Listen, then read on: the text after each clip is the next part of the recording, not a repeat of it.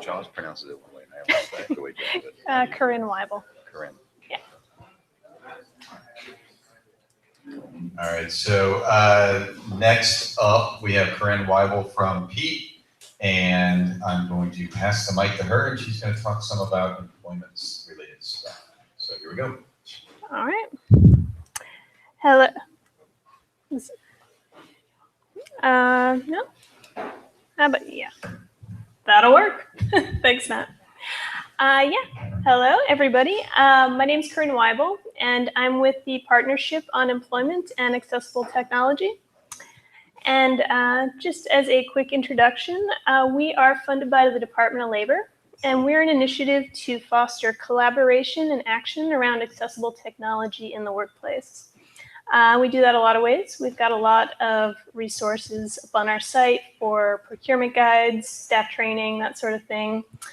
We do a lot of webinars and podcasts.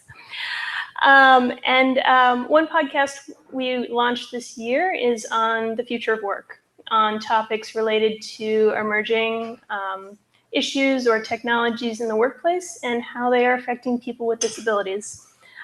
So today that's going to be talking about some of these emerging trends and what's going on, especially in things like HR circles. So just to start it off, of course, accessibility really needs no introduction in this room, but it means that everybody can use the exact same technology as everyone else. Essentially, the technology adapts to the user needs. And of course, everybody benefits. There are 1 billion people with disabilities in the world, and 1 in 5 Americans. And we all benefit from accessible technology being around. And just a few examples of that, text messaging, speech-to-text technologies, video captioning has become part of everyday life for probably everybody in this room. And Pete and the Department of Labor are really interested in accessible technology. One reason is there is still a huge unemployment gap between people with and without disabilities. In 2016, the latest numbers, the unemployment rate was 10.5% for people with disabilities, but 4.6% for people without disabilities. And up on screen now, I've got a chart taken from a recent paper that Accenture did called Amplify Accessibility, showing that they estimate 60% of people with disabilities are of working age, 20% currently participates in the workforce, and the study posits that advances in technology could enable 55% of this group to participate in the workforce. So it's a huge issue. They estimate people with disabilities can potentially add $23 billion to the global economy. And up on screen now, I have a life cycle chart showing all the different areas of the employment life cycle for an employee, and technology is integral to every stage.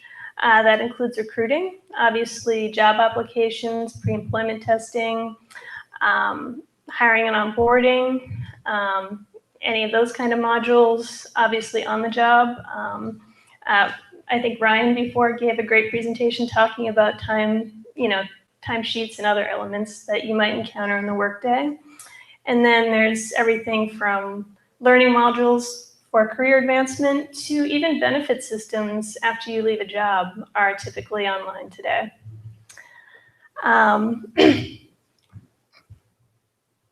So just in terms of some of the big topics we've been encountering more recently in general, the gig economy is a huge topic right now, probably in any discussion about workforces or employment. Right now, it's estimated to be about 1/3 of the workforce. and there are numbers suggesting that it will be 43% in just a few years, by 2020. And that raises a lot of questions. There are a lot of potential benefits.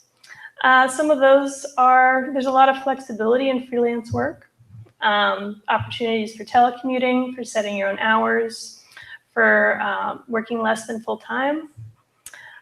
So there's a lot of potential new opportunities there for many people, but it raises a lot of questions, especially because freelancers have, the rights are different, and a huge one is they cannot request work accommodations. And the other element to this is the growth of web platforms around the gig economy. And a few of those platforms include Mechanical Turk, TaskRabbit. And if you're not familiar with these pay by the project. Someone can sign up to, for example, transcribe an audio recording or work on a spreadsheet, analyze data. They're very small jobs and they're paid by the project. But it definitely raises the question, what happens if these platforms are not accessible? Do they need to be accessible? So figuring out rights and responsibilities related to the gig economy is very much a work in progress. The legal determinations for who is an employee and employer are still emerging, and we've all probably heard about this a lot in the news. There was a recent California State Supreme Court ruling, for example, but very much ongoing. But there are a lot of efforts to analyze the applicability of federal laws right now. EEOC, the Equal Employment Opportunity Commission, the Justice Department, the IRS, Department of Labor, of course, and the National Labor Relations Board are all working on this issue to figure out what federal laws apply.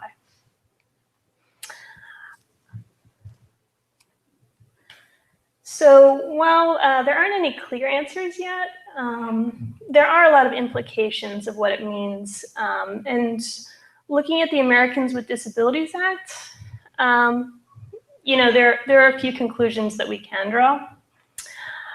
Although we haven't figured out exactly who is an employer and who is an employee, if a company is considered an employer, they are subject to Title I of the ADA.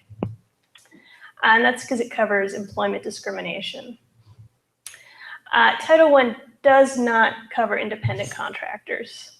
So they do not have the same rights as full-time employees when it comes to reasonable accommodations. The tricky thing is gig economy companies, and probably the one that everybody's most familiar with is Uber, is one example. Uber sees themselves as being in the business of providing a platform. Their customers, they argue, are their independent contractors, the drivers, that are just using their service to connect with their clients. So if that is determined to be true, Title I doesn't apply. However, Title III may. And that's because Title III covers public accommodations. And as a customer, a contractor encountering that accessibility issue could file a complaint on that ground, because Department of Justice has been pretty clear that the ADA does cover websites, mobile apps, other forms of ICT. And if you're interested in that point, there have been about, I think, 170 rulings related to the workplace that we've compiled on our website with pretty uniform guidance on that point. Another exciting area is autonomous vehicles. And obviously that is huge for people with disabilities. And up on screen, I've got some points from a paper that came out last year from the Rudderman Foundation studying this issue and the impact on people with disabilities. They argue that mitigating transportation obstacles would enable new employment opportunities for approximately 2 million individuals. But of course, that's only if they are universally designed. And a few of their conclusions and suggestions are that the interfaces include auditory and visual systems, as well as speech-to-text options. A big one is that lifts, ramps, and chair storage be part of the standard design and not an expensive retrofit. And of course, the interfaces have to be built simply, intuitively for the users, and also compatible with mobile devices and GPS. And up on screen, this is a prototype built by IBM called Ollie, which has worked pretty hard to incorporate all of these points. So wearables and other new consumer technologies are another exciting area. Of course, Paul's already talked a bit about Ira, which is one example of smart glasses using artificial intelligence and live streaming technologies to, really enhance workplace productivity for a lot of people. And as he was mentioning, they do offer bulk subscriptions to employers and free credits to job seekers using the service for those tasks, which is exciting to see.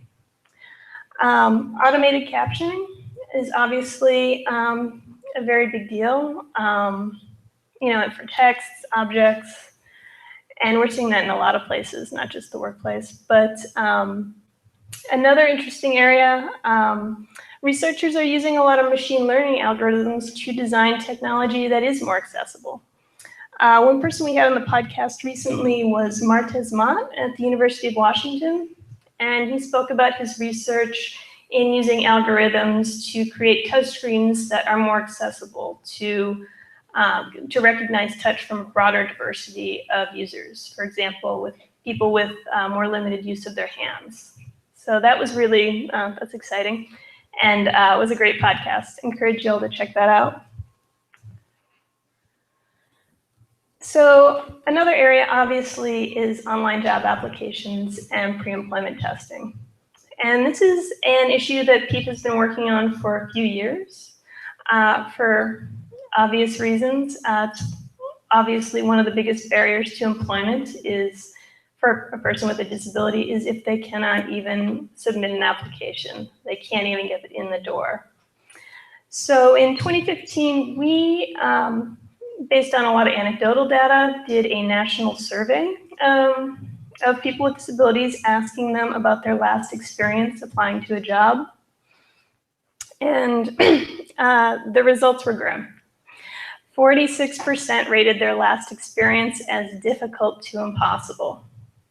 And of those, 9% were unable to complete the application, and 24% required assistance. And the top issues, complex navigation, timeout restrictions, lack of video captioning, no alternative text or images, poor screen contrast, inaccessible form fields, and mouse-only input options. And of course, the most frustrating part, I think, of that list is that a lot of those issues are, should be easy to solve, that it tends to be a real awareness issue. And of course, there's a lot of pre-employment testing as well. It involves a lot of the same issues. And those tests are also becoming more and more common, even in the last 3 to 5 years.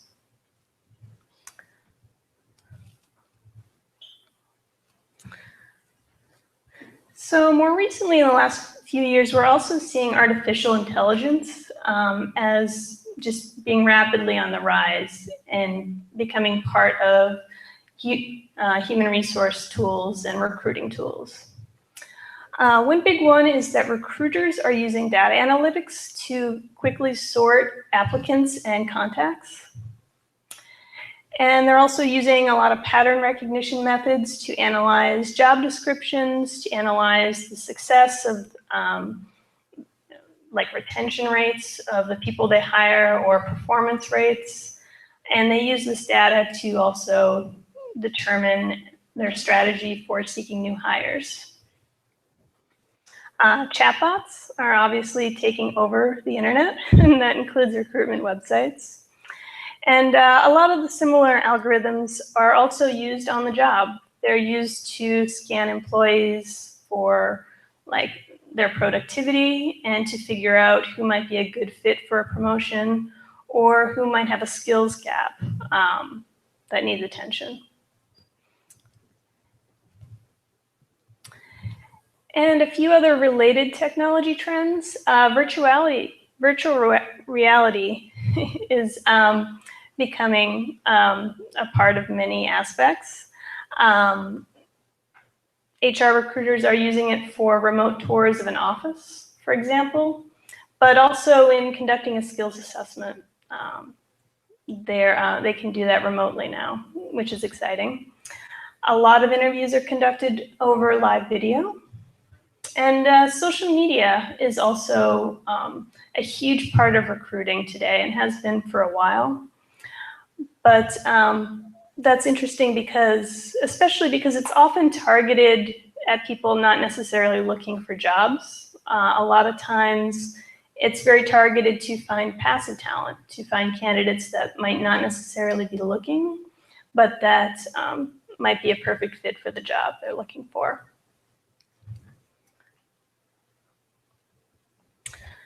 So what's the problem? The problem is machines don't always get it right, obviously, right? Up on screen, I've got a picture of a beautiful landscape of some mountains of very green, hilly countryside. It is empty, except for one person far off in the distance. And the caption is a herd of sheep grazing on a lush green hillside. Tags: grazing, sheep, mountain, cattle, horse. So this was created with a neural network algorithm, which are very commonly used for automated image recognition. And obviously, the machine did not learn what people were trying to teach it. That, they fed it a lot of images, and it decided that the background was what a sheep was. And there was a whole series of these. They're great. So that's a tricky thing, because how do we get machines to learn what we want them to learn? Because sometimes they might miss the point entirely. There are no sheep in this picture, I assure you. So up on screen now, I've got a picture of a scatter plot. And it's got a lot of dots in the middle and then kind of a bunch outlying. But they're mostly concentrated in the middle. And the thing with big data analytics is that when we design for the average, outliers get left out. And that's a really important thing because a lot of times these technologies are built built around the idea of an average user.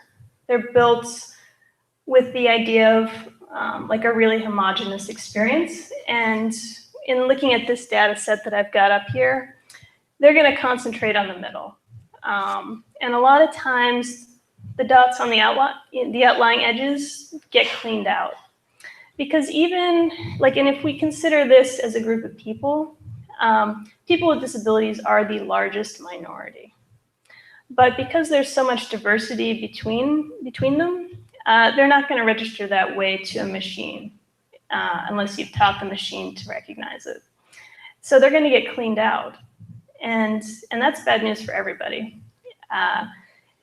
Going back to that example of data analysis for looking at job candidates, who's the best qualified for this job. It could be really easy to miss someone, especially if those data analytics have been built on past data. People with disabilities have been left out of the workforce traditionally. It would be, it can be really easy for, an edge case to just be missed. And that's a problem for both the job seeker and the company because it's a huge priority today for a lot of companies to ensure that they're building a diverse team. And they could not realize that they are excluding them. Yeah, and so, yeah, of course, there is no average user is the other thing. Average is a mathematical concept. We all have very unique and diverse needs, and anything designed for the average is not going to please anyone anyway. And the other idea is it's easy to think that machines are objective.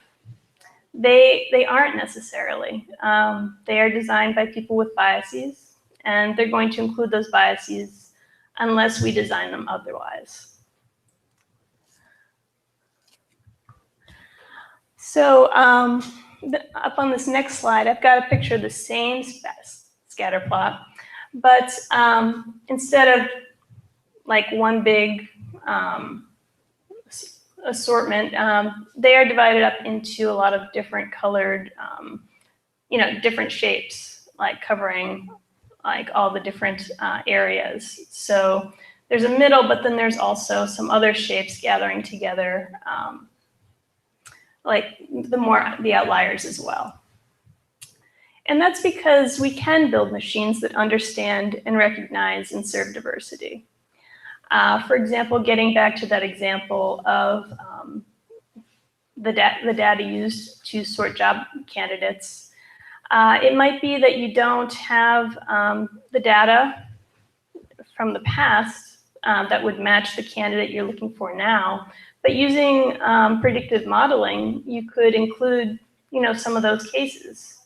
And you can also, just make sure, to really not think about cleaning up the data so much. Machines that understand, recognize, and serve diversity respond better to the unexpected. They detect risk better. They adapt to change better, transfer to new contexts, and have greater longevity. So, I think that's really a big question right now. One that we're very interested in is making sure that companies using these kind of techniques are really matching up, their stated goals, of course, of hiring a diverse team and all the innovations that come with that, and ensuring that they are not inadvertently leaving people out. Because obviously, just our numbers from a few years ago on job applications, when we talk to people, it's really an awareness issue. People do not realize they're creating these artificial barriers. But we have to get the word out about it. So another area that's of good news and that we've been excited to see is that over the last few years, tech companies are increasingly recognizing the value of hiring people with disabilities. And that's definitely one way to avoid, a lot of problems, is to get more people with disabilities in the room, both on the employment side of things and in building technology. One program is Cisco's Project Life Changer, and this was a pilot study that a pilot program that they ran. They had a scarcity of computer engineers. They weren't finding the people they wanted, and so they decided to set up a dedicated program to recruit and support people. It was low vision and blindness, and they did, it was very successful. They got 200% more productivity among this group, and was so successful that they have now expanded the program to all people with disabilities. Another example is Microsoft's Autism Hiring Initiative. Pretty similar program, but aimed towards people with autism. And they have also reported a lot of success with that method. And another area is tech apprenticeships are actually one that Pete is very interested in. And one program, Apprenti, is a registered apprenticeship program with the Department of Labor. And they are having a lot of success both matching companies with talent they need but haven't been able to find very easily by getting people trained and certified that are coming from diverse backgrounds. 94% of their apprentices are coming from untapped labor pools, people with disabilities, also women, minorities, and veterans. That's exciting, and they are working with us to put together some more directed apprenticeship programs specifically for people with disabilities. So in closing, we are very excited to see that tech companies are increasingly seeing that tie between inclusive hiring and the creation of products that are both accessible and better for everyone. And I just wanted to close with a quote here from Jenny Lafleury. She's the Chief Accessibility Officer of Microsoft. By having people with disabilities in the fabric of our company, we're building a diverse workforce that represents the 1 billion people with disabilities out there. We're building better products. We're going to be building better services, websites. Anything we do will work across the spectrum of being human, which I think is a wonderful sentiment. So that's all I have today. If you're interested in learning more about these topics, again, we've got a podcast that we're putting out regular episodes on, exploring other emerging trends, and that's peteworks.org/future of work. We're also looking for speakers, so if you've got a topic that you'd like to get a wider audience, we would love to have you. Yeah, any questions?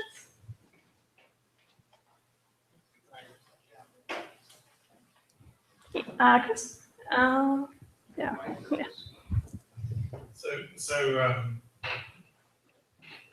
It sounds like you've still got lots of companies out there in the race to the bottom, right? Just looking for the average. Everywhere, yeah. Yeah, but some of the things I've read recently say that that's just not the way things will actually really work in the future, because all the stuff that can be done by the bottom will be automated. What you really do need is people who are creative, people who can think, not like computers. Yeah, I think that's big too. I mean, I think automation is coming for sure. I mean, it's it's tricky because obviously image recognition is getting there, but even that is not. But I mean, I think your overall point is we need, yeah. But it's hard for us in our field to address the type of people that think that is the best strategy. Right? That's the hard question now. It's like, how do you get that message across in a way that those people can easily digest to say this is a strategy that's going to cause you some long-term problems? Yeah, I mean, we're just starting to have that conversation with people. I would say with talking to them about job applications has been easy. I mean, I would say most people say, "Oh, really? I didn't know that." And when you show them the data, they get interested. I can only hope it'll be the same. I think it tends to be an awareness issue, but I hope. I think there are a lot of myths around these ideas that these systems are working objectively, and that's the hard part, is getting people to. Well, I mean, part of it's just getting people to appreciate diversity and all of our unique needs. But.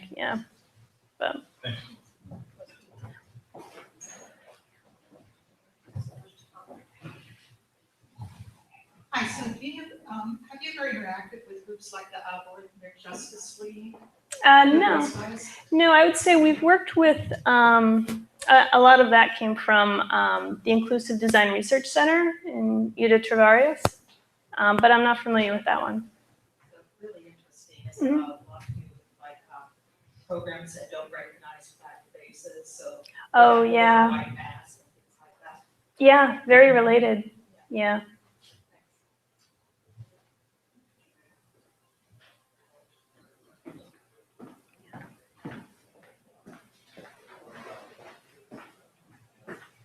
Hi, I'm just, in today's world where inclusion is being used as a way to sort of move things forward in the workplace, and yet I feel like the biggest barrier for people in their in the employment process is discrimination at the point of the interview. I'm wondering if any of the tech companies or solutions out there are using technology for the interview process to sort of eliminate the perceptions of people that have disabilities or age or whatever it may be, so that they can get a more objective view of people through the interview process. That's a great question. I don't know that I know of any specific ways that's being used. I mean, I would say we've more concentrated on what happens when it's not accessible, like what happens when, there are a lot of apps out there for live streaming interviews and they're not always accessible and the barriers that creates. But I don't know, actually. I think that's a great question. Sure. Hold on a little bit, yeah. Lou or Slade from Jan. So what we are finding is some of the larger employers, particularly the ones in the ICT field, are now really changing the format. So not necessarily using technology, but particularly as they're recruiting more and more people with autism, instead of using standard interview techniques, they're instead bringing people in to do projects, to work with a team and have very specific tasks that they're there to work on. So they're really looking at these interview processes differently, which I think is real positive. So Dean Austin from Microsoft. I think to follow on to this, one of the things that we have done is actually changed our hiring processes.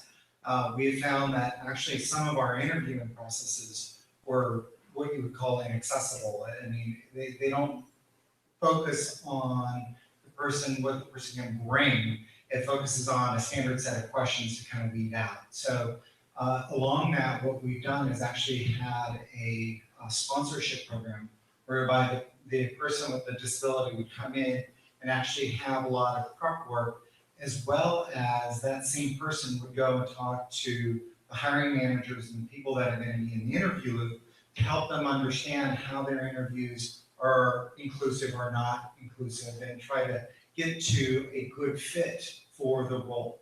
So I think there's a lot of different things. There was a great session that we did at CSUN, I think this year and last year, on this idea of inclusive hiring and how you have to change your hiring practices to really find good talent. Thanks, Dan and Lou. Yeah. Anyone else? Or is that a wrap? Probably a wrap. Thank you. Yeah. Thanks, Matt. Thank you very much, Corinne, and thank you for everybody else who came today. Thanks for the attendance. I really do appreciate it, and have a great Global Accessibility Awareness Day. Thanks for everything, and keep the food in the so as Matt felt was going to be Panera Bread for like 3 weeks. Thank you. I'm so glad you caught that.